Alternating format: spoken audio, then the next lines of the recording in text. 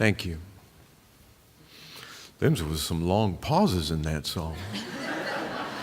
Didn't know quite when to clap.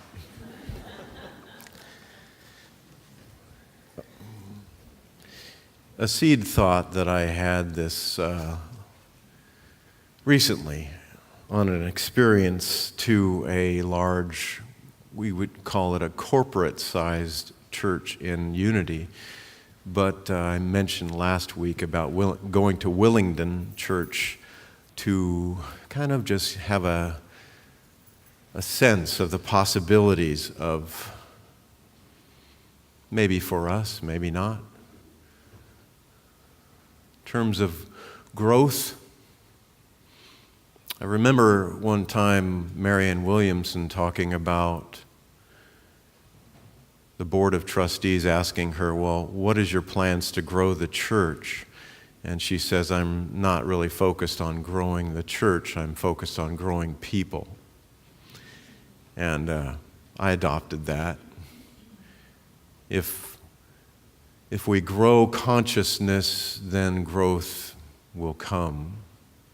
But anyway, when we were at this very large church, I remember being in an elevator going up to the third floor, and there was a young man named Dennis that was accompanying myself and two of the congregants that attend here. And the office manager, Rosalind, said, now what church are you from? And we said, well, Unity. And she said, oh. And she kind of shook her head like, I don't know what that is. And so we're kind of a best-kept secret, aren't we, Unity Church? But I remember looking at Dennis, and in the elevator, there was a little slight feeling of tension and uncertainty because they didn't really know Unity and what we represented, and I wanted to break that tension, and I looked down at his shoes, and he had some really nice brand new shoes on. And I said, those look like comfortable shoes. And he said, they are. And then I broke into my very best Forest Gump. And I said, you can always tell a person by their shoes where they're going and where they've been. And there was a moment of hesitation in the elevator, and then everybody started to chuckle a bit. And we kind of, all of that whole mind-made quality of, your church and our church and religiosity and who's better and who's not and all that kind of drifted away because we had this sense of commonality because everybody wears shoes. And everybody had seen that film. And I had reviewed that film after just this past week. I think I've seen it like 10 times. It's one of my favorite films, that and It's a Wonderful Life, that I like to watch at Christmas time. But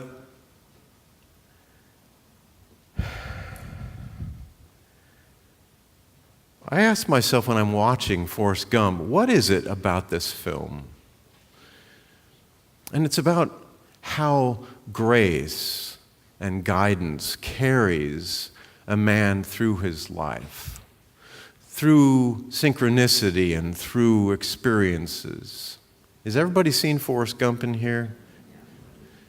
So we have this background of relationship, do we not? In terms of how, if we live a life of simplicity, of receptivity, then life is not about a race to get from here to there. It's about living within a field of grace. And I remember back in the 1970s when I was in the Coast Guard in the Bay Area in San Francisco, I volunteered one time at a Special Olympics track meet.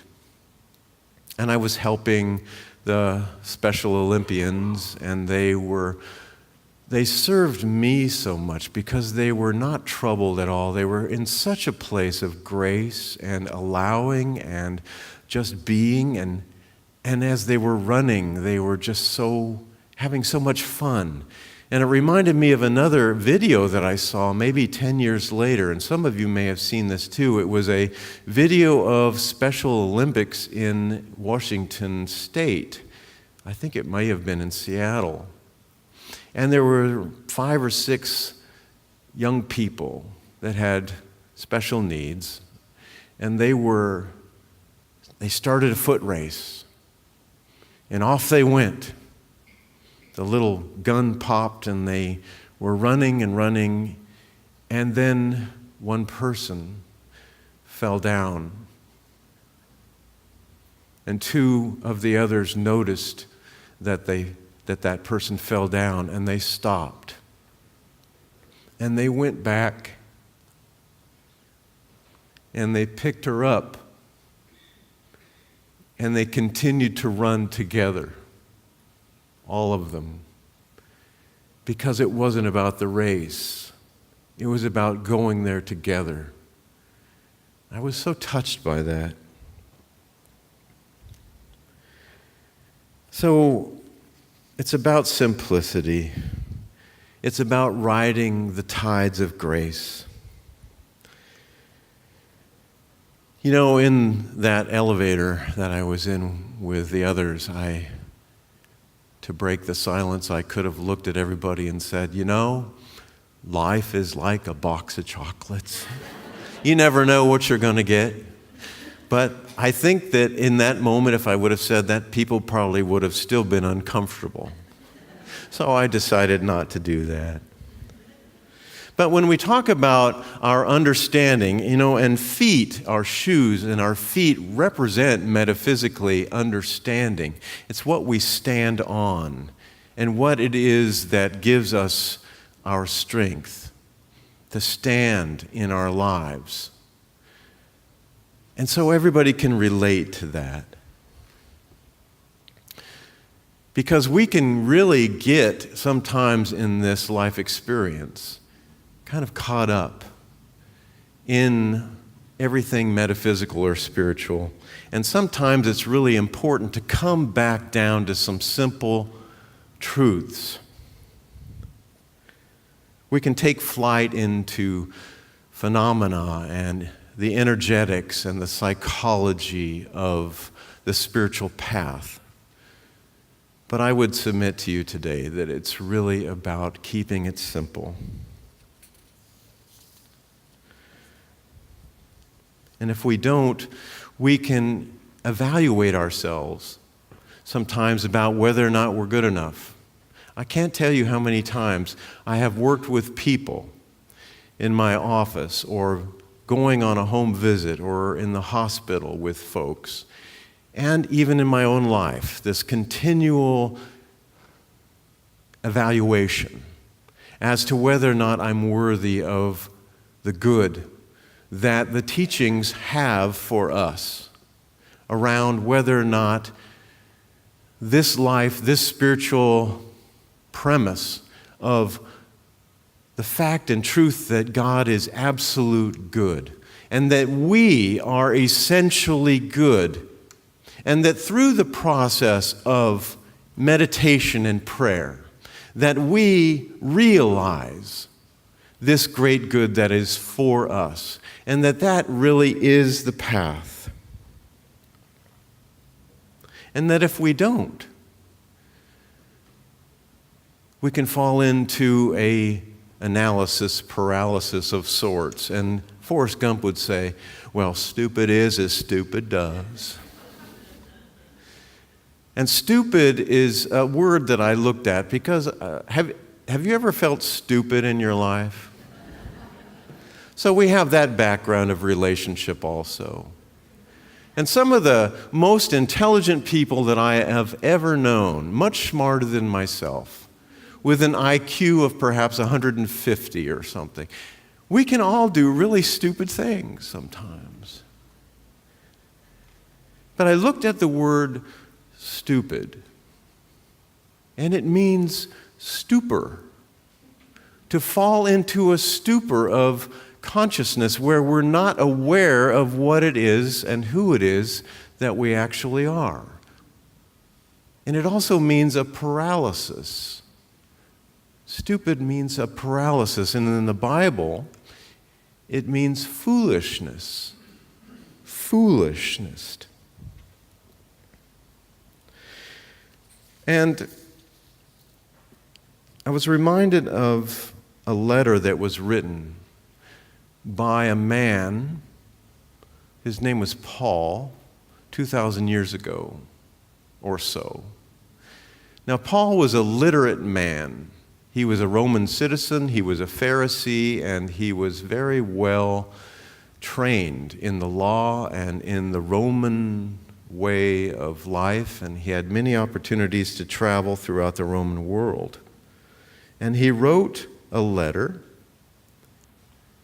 Because of his literacy, he wrote a letter to the people in a place called Corinth, the Corinthians. He said, "For the wisdom of this world is foolishness before God." The wisdom of this world is foolishness unto God. So, this whole conglomeration of how do we approach this spiritual life, it doesn't have anything to do with our intelligence quotient. It has to do with our AQ, our awareness quotient, our SQ, our spiritual quotient. In the unity teachings, John the Baptist represents the enlightened intellect. The enlightened intellect. And it's interesting about John the Baptist because he was in the earlier moments of the ministry of the Christ, or the birthing of this new intelligence, he was more popular and more well-known than Jesus. But he said, "He must increase, and I must decrease," which means that the intelligence, the intellect of our lives must humble itself to our heart.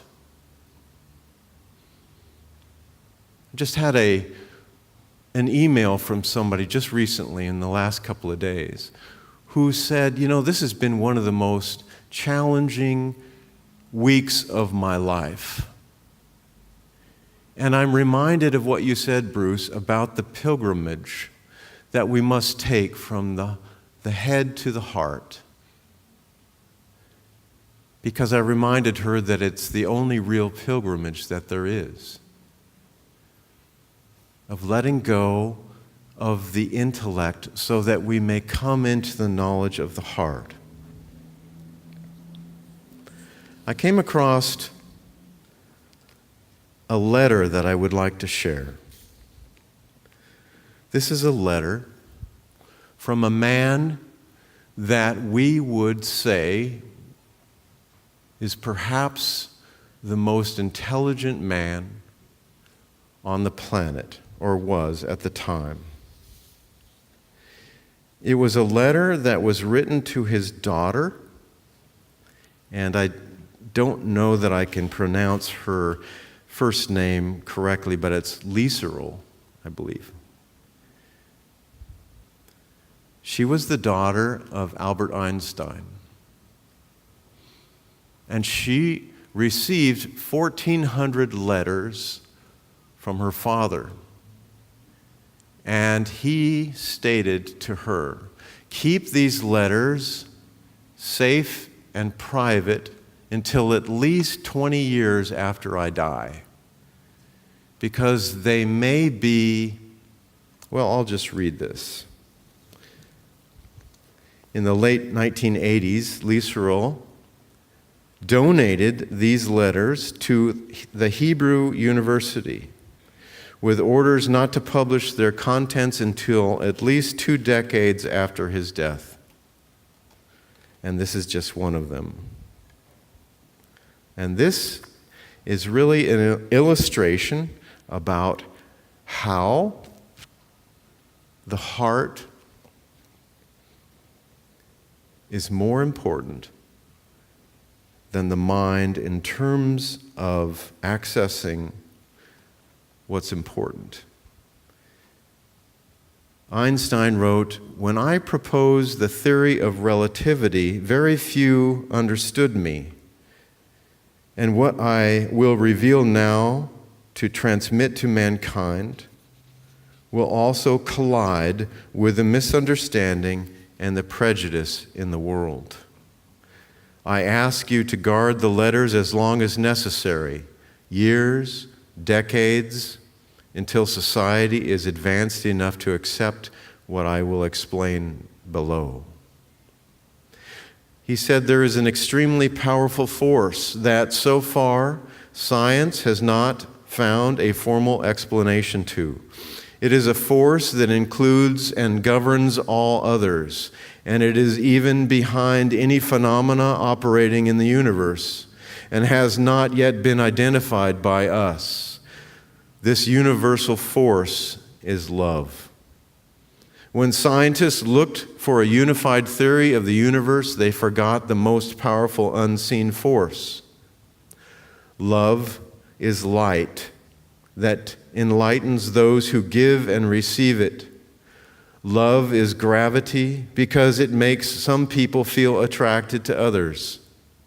Love is power because it multiplies the best we have and allows humanity not to be extinguished in their blind selfishness. Love unfolds and reveals. For love we live and die. Love is God, and God is love. This force explains everything and gives meaning to life.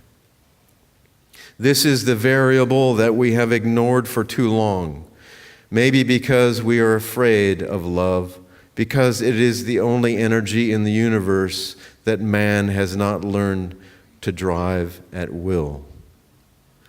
To give visibility to love, I made a simple substitution in my most famous equation.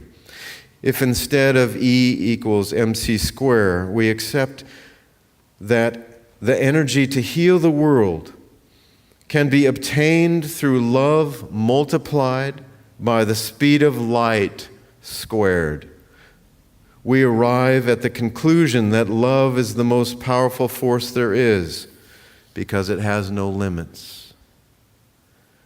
After the failure of humanity in the use and control of other forces of the universe that have turned against us, it is urgent that we nourish ourselves with another kind of energy. If we want our species to survive, if we are to find meaning in life, if we want to save the world and every sentient being that inhabits it, love is the one and only answer.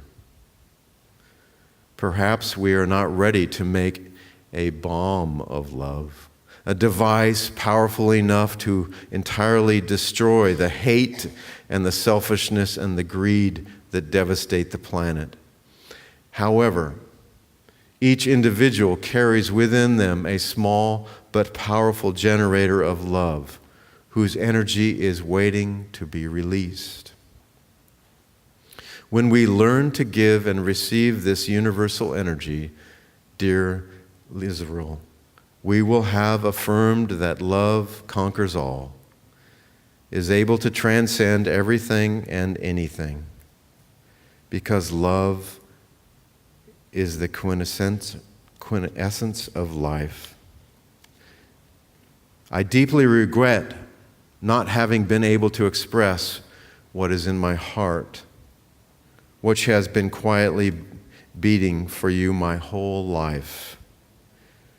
Maybe it's too late to apologize, but as time is relative, I need to tell you that I love you and thank you to you that I have reached the ultimate answer. Your father, Albert Einstein.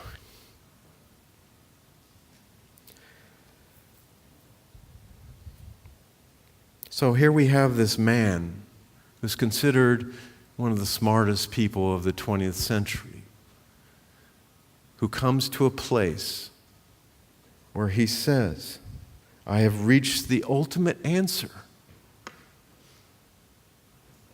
which is love. I remember in the movie in Forest Gump, when Forrest asked Jenny to marry him, and she says no, because she didn't feel worthy, really, of his love. But he says, Jenny, I may not be a smart man, but I know what love is.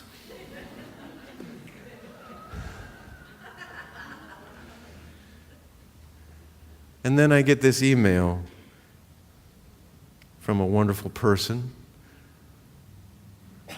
this letter.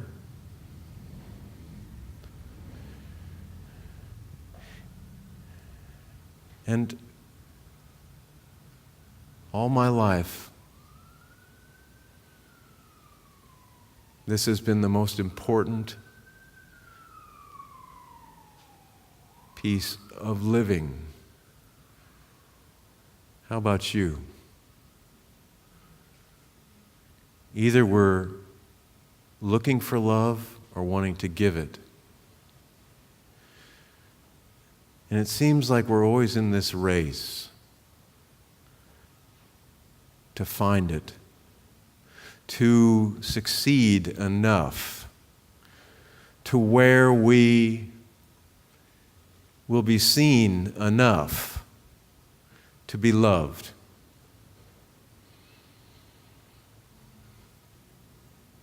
And I would offer that I wish I could just allow the full expression of the love that I have in my heart for you. I'm just really learning how to love myself. How about you? Seems to be one of the major challenges of this life, is to learn how to love ourselves. I was just talking with somebody the other day. I said, how much do you really love yourself?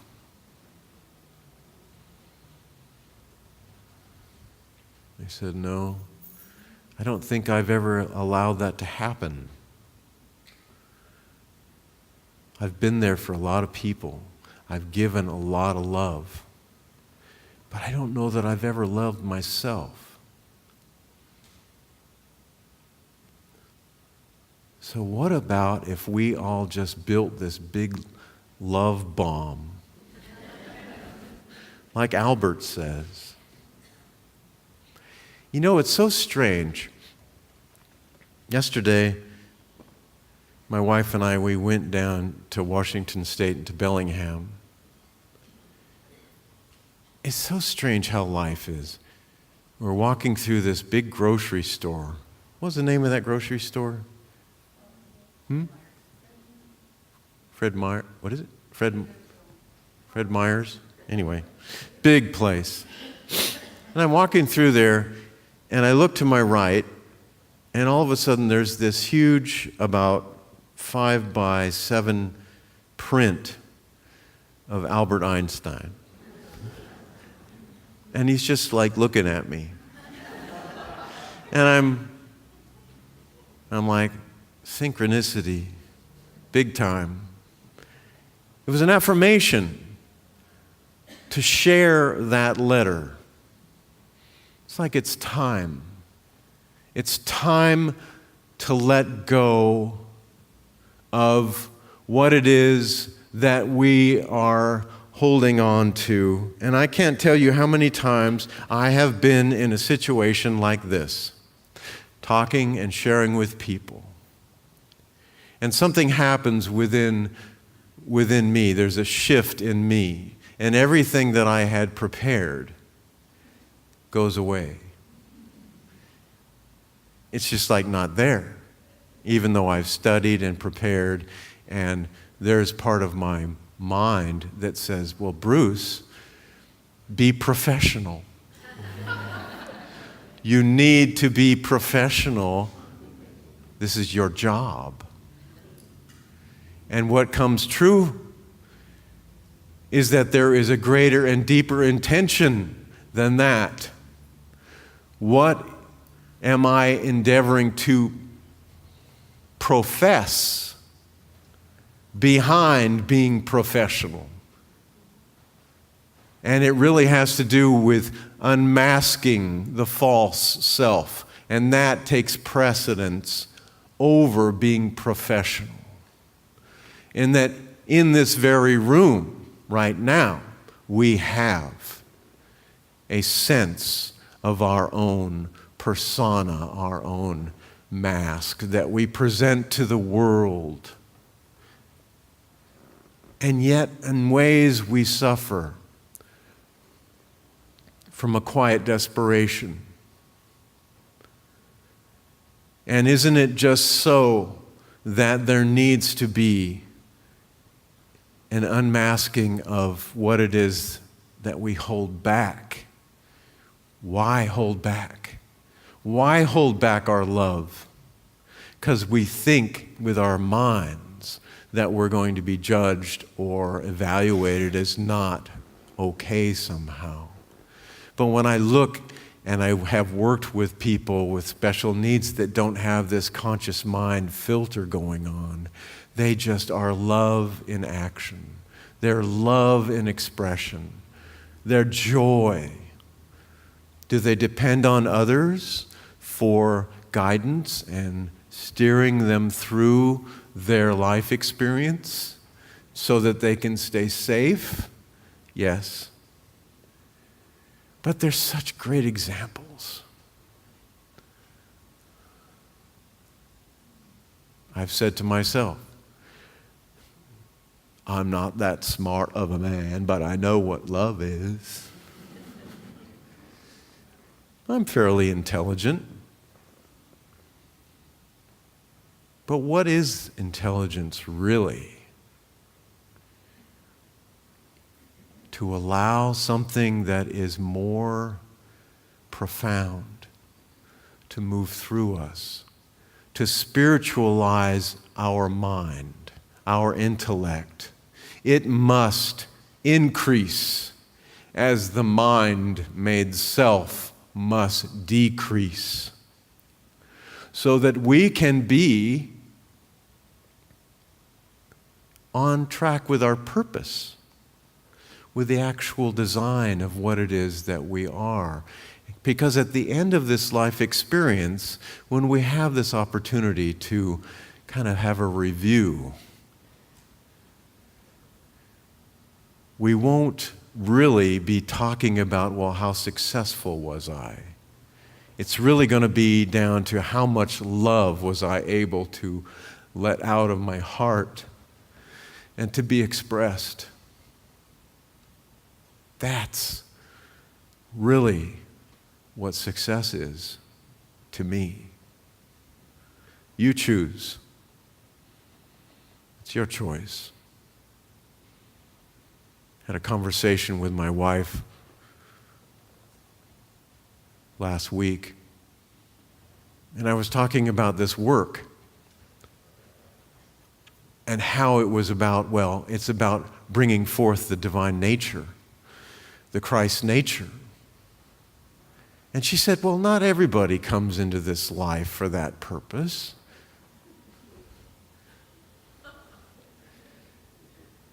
Some people just come in for to have a good life and have a family and learn certain lessons, and then they go.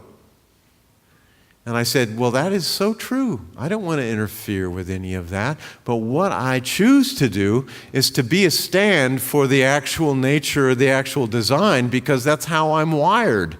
I will not cease and desist from that message. It is what I am. I will never, ever stop from that.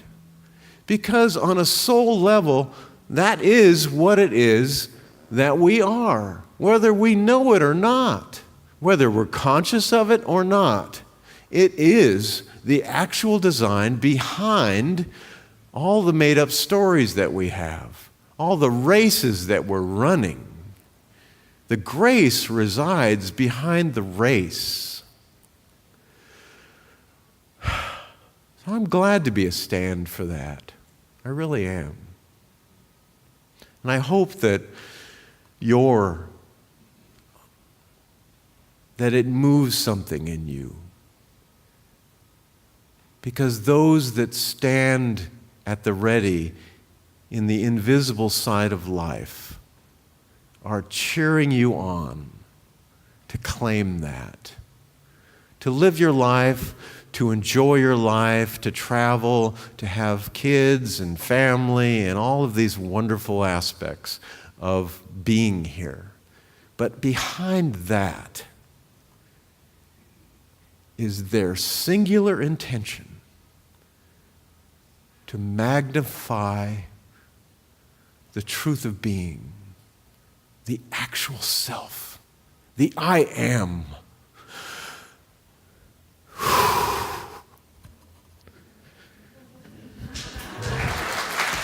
I get overwhelmed sometimes with the love. It is what it is. I mean, look at these flowers. They do not toil and they do not spin, right? Like the lilies in the field, they just are what they are. And by the way, I got an update about these flowers. They're from a wedding yesterday, and that was not an anonymous event. We thought it was given anonymously, but they're actually in celebration of Lane and Phil's wedding.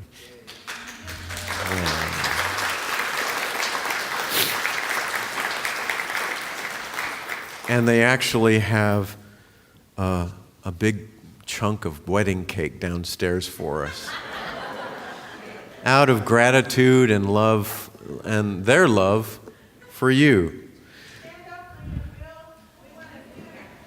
Where are they here? Hey!